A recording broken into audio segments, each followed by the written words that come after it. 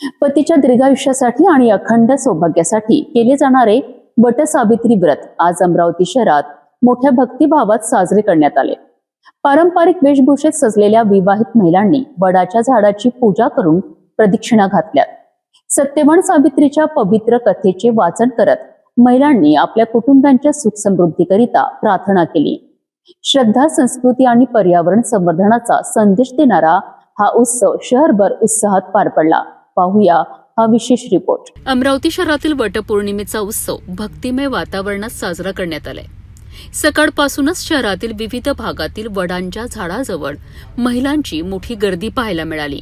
लाल हिरव्या चुड्यांनी, पारंपरिक साड्यांनी आणि नथीने सजलेल्या महिलांनी वडाच्या झाडाला कापसाचा दोरा गुंडाळत पूजा अर्चना केली। पाणी अर्पण करून अक्षता वाहिल्या आणि सत्यवान सावित्रीच्या कथेचे श्रवण व वाचन केलेत। वटसावित्रीचे व्रत हे पती पत्नीच्या नात्यातील श्रद्धा, समर्पण आणि विश्वासाचे प्रतीक मानले जाते। त्यामुळे अनेक ठिकाणी महिलांनी एकत्रित येत सामूहिक पूजा केली आणि परंपरा जपण्याचा संकल्प केलाय। यावर्षी काही महिलांनी पर्यावरण संवर्धनाचा संदेश देत कुंडीत लावलेल्या वडाच्या रोपाची पूजा केली। वृक्षतोडीला विरोध आणि वृक्ष संवर्धनाचा संदेश देणारा हा उपक्रम विशेष आकर्षण ठरलाय।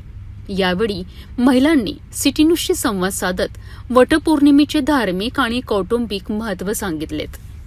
नमस्कार। आज वटपौर्णिमा, आज खूप शुभ दिवस असतो आणि हा महिलांसाठी खूप महत्त्वाचा दिवस मानला जातो। या दिवशी महिला शृंगार केले जातात आणि वडाची पूजा केली जाते, 7 फेऱ्या घेतल्या जातात।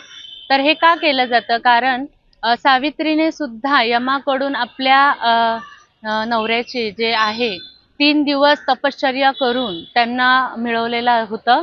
त्या कारणाने हे पदोपदी म्हणजे वर्षानुवर्ष वटसावित्री पूजली जाते। कारण या वटसावित्रीमध्ये असं मानलं जातं की जन्मोजन्मी आपल्याला हाच नवरा मिळू देत आणि आपल्या नवऱ्याला शुभ आयुष्य मिळू देत, दीर्घायू मिळू देत, म्हणून वडाची पूजा केली जाते। माझं नाव आहे तेजश्री धीरज मुधोळकर आणि ह्या निमित्ताने एक वडा पौर्णिमा निमित्ताने एक उखाणा घेऊ इच्छिते।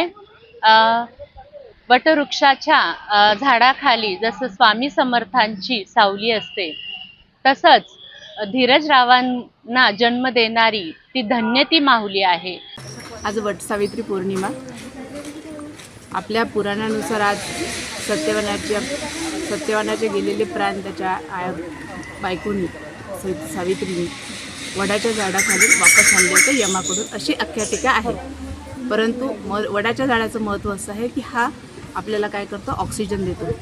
या दिवसामध्ये वातावरण खराब असल्यामुळे ऑक्सिजनची खूप आवश्यकता शरीराला असते आणि त्याच्यामुळे आपण काय करतो, आधुनिक जगामध्ये या सर्व गोष्टीला अनुसरून पूजा तर करतो, परंतु त्याचं आपल्याला सायंटिफिक मूल्य असं प्राप्त होते की या झाडामुळे इथे आल्यानंतर एक वेगळीच एनर्जी आपल्याला प्राप्त होते।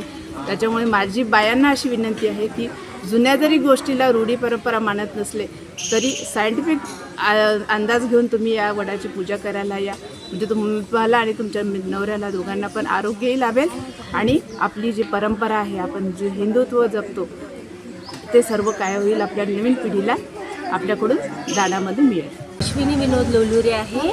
मी इथे वडाची पूजा करायसाठी आली। जसे सावित्रीने सत्यवानासाठी प्राण वाचवले होते, तसे मी पण माझ्या नवऱ्यांसाठी त्यांच्या रक्षासाठी त्यांचं जीवन आयुष्य लांब हो त्यासाठी मी इथे वडाची पूजा करायसाठी आली। माझं नाव ऋषाली विके आहे आणि मी वडाची पूजा करायला आली आहे कारण की आज सावित्रीने सत्यवानासाठी यमराजांची हे केली होती, लढाई केली होती,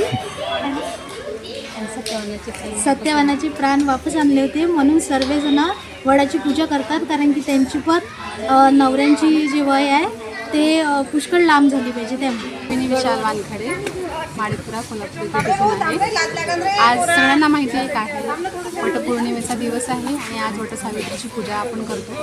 वटसावित्री कशासाठी साजरी केली जाते हे सगळ्यांनाच माहिती आहे, कारण आजच्या दिवशी सावित्रीने आपल्या सत्यवानाचे प्राण यमापासून वाचून आणले होते, त्यासाठी हा दिवस आज खास मानला जातो। श्रद्धा, संस्कृती आणि कौटुंबिक मूल्यांची जपणूक करणारा वटपौर्णिमेचा हा उत्सव अमरावतीत उत्साहात आणि भक्तिभावात साजरा झाला। परंपरेसोबतच पर्यावरण संवर्धनाचा संदेश देणाऱ्या महिलांच्या या उपक्रमाने समाजासोबत एक सकारात्मक आदर्श निर्माण केला आहे.